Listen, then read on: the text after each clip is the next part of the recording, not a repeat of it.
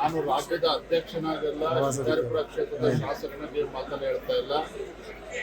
ಒಬ್ಬ ರಾಜ್ಯದ ಮುಖ್ಯಮಂತ್ರಿಗಳಿಗೆ ಧರ್ಮಸ್ಥಳ ಅಂತಕ್ಕಂಥ ಒಂದು ಪವಿತ್ರ ಕ್ಷೇತ್ರ, ಕೋಟ್ಯಾಂತರ ಭಕ್ತರು ರಾಜ್ಯದಲ್ಲೂ ಇದ್ದಾರೆ, ದೇಶದ ಮೂಲೆ ಮೂಲೆಗಳನ್ನು ಕೂಡ ಬರ್ತಾರೆ.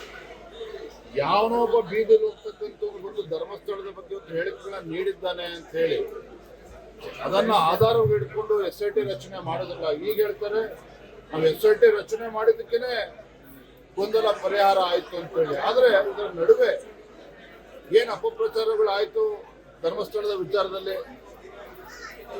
ಏನು ಡ್ಯಾಮೇಜ್ ಆಯ್ತು ನಡುವೆ, ಅದಕ್ಕೆ ಇವತ್ತು ಬೆಲೆಯನ್ನು ಕಟ್ಟಕ್ಕೆ ಸಾಧ್ಯ ಆಗ್ತದೆ. ಮತ್ತು ವೀರೇಂದ್ರ ಹೆಗಡೆ ಅವರು ಕೂಡ ಹೇಳಿಕೆ ಕೊಟ್ಟಿದ್ದಾರೆ, ರಾಜ್ಯ ಸರ್ಕಾರದ SIT ರಚನೆ ಮಾಡಿದ್ದು ಒಳ್ಳೆಯದಾಯ್ತು. ಎಲ್ಲವೂ ಕೂಡ ಬದಿಗಿಟ್ಟು ನಾನು ಭಕ್ತನಾಗಿ ಹೇಳ್ತಾ ಇರ್ತಕ್ಕಂಥದ್ದು, ಖಂಡಿತ ರಾಜ್ಯ ಸರ್ಕಾರದ ಅವಿವೇಕಿತನದ ನಿರ್ಧಾರದಿಂದ ಕೋಟ್ಯಾಂತರ ಭಕ್ತರಿಗೆ ಅವರ ಭಕ್ತಿ ಭಾವನೆಗಳಿಗೆ ಧಕ್ಕೆ ಬಂದಿದ್ದಂತೂ ಯಾರು ಕೂಡ ಅಲ್ಲಗಳೆಯಲಿಕ್ಕೆ ಸಾಧ್ಯ ಇಲ್ಲ. ಇವತ್ತು ಮುಖ್ಯಮಂತ್ರಿಗಳು ತಮ್ಮ